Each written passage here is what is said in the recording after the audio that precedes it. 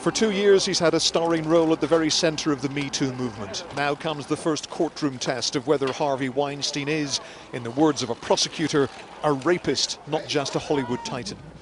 The walking frame he'd used following back surgery was no longer required, but he was physically supported by his attorneys.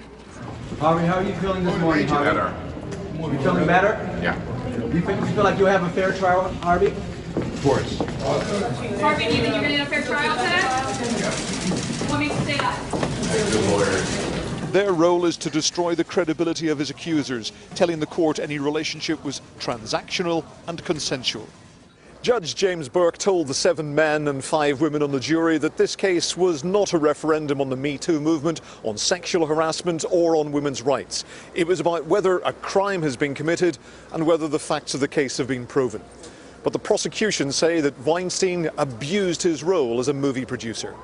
In her opening statement, the Assistant District Attorney Megan Hast accused Weinstein of sexually assaulting these women when they refused to comply with his desires and his orders, and then using his power and prestige in the entertainment industry to ensure their silence. The lawyer who represents some of the women involved was in court. I expect that those witnesses will be very, very brave when they do testify and when they are subject to what I have no doubt will be a very vigorous and perhaps a brutal cross-examination of each one. Weinstein's lawyers tried to get the case moved from Manhattan because of what they called the media circus around the trial.